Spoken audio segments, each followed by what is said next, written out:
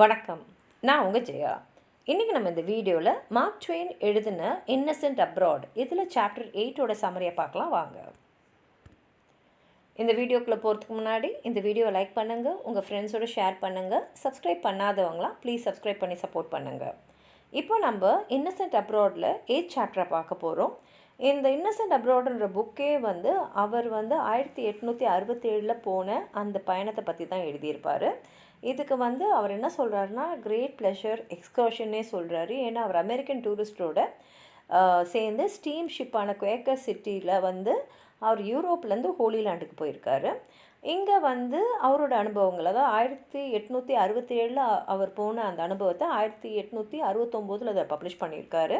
இதில் பார்த்திங்கன்னா அமெரிக்கன் ட்ராவலர்ஸோடைய அந்த நேவிட்டி, அப்புறம் பழைய உலகத்தோடைய அந்த கஸ்டம்ஸு, அப்புறம் அமெரிக்கன் எப்படி ப்ராக்ரஸ் ஆகிட்டே இருக்காங்க, அதே சமயத்தில் யூரோப்பியன்ஸ் எப்படி அவங்க ட்ரெடிஷனால் பவுண்ட் ஆகிருக்காங்கன்ற அந்த கிளாஷை இது சொல்கிறாரு.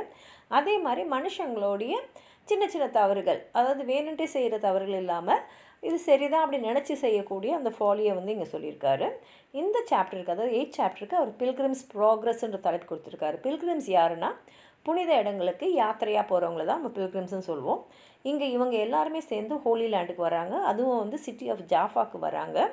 அங்கே இருக்கக்கூடிய அந்த இப்போ எந்த புனித இடத்துலையும் நிறைய கடைங்களாம் வச்சுருப்பாங்க இல்லையா, அவங்களாம் அவங்க பொருட்களை இவங்ககிட்ட விற்கிறதுக்கு பார்க்குறாங்க. ஆனால் அவர் என்ன சொல்கிறாருன்னா, அந்த ஊரே ரொம்ப அழுக்காக இருந்தது, ரொம்ப ஆவலோடு வந்தோம், ஆனால் அந்த அளவுக்குலாம் அந்த இடம் இல்லை, தெருவெலாம் ரொம்ப குட்டி குட்டி தெருங்களாக இருக்குது, அங்கே இருக்கிற பில்டிங்ஸும் எதுவும் குறிப்பிட்டு சொல்கிற மாதிரி இல்லைன்னு சொல்லிட்டு அங்கேருந்து அவங்க ஜெருசலம் போகிறாங்க யாத்திரையாக.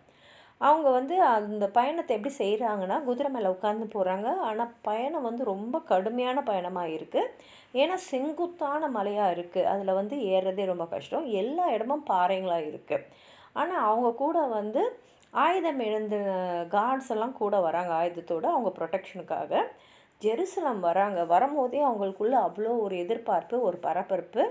அங்கே பார்த்தா அந்த ஊருடைய அந்த அழகு, அந்த பாரம்பரியம், அந்த வரலாறு, இதெல்லாம் அப்படியே அவங்கள மெய்சிலிர்க்க வைக்குது. இவர் நிறைய அந்த ரிலிஜியஸ் சைட்ஸை பற்றி, அந்த சர்ச் ஆஃப் த ஹோலி ஸ்கல்ப்சரை பற்றி, அப்புறம் வெயிலிங் வாலை பற்றி எல்லாமே இதில் எழுதுகிறாரு.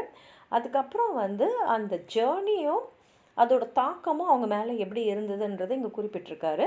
முக்கியமாக ஈஸ்ட் அண்ட் வெஸ்ட்டுக்கு இருக்கக்கூடிய இந்த ரிலிஜியஸ் அண்ட் கல்ச்சுரல் டிஃப்ரென்சஸை ரொம்ப அழகாக இந்த சாப்டரில் எழுதியிருப்பார். உங்களுக்கு எதாவது சொல்ல நினச்சிங்கன்னா கீழே இருக்கிற கமெண்ட் பாக்ஸில் எழுதுங்க. அது படிக்கிறவங்களுக்கு ரொம்ப உபயோகமாக இருக்கும். நன்றி.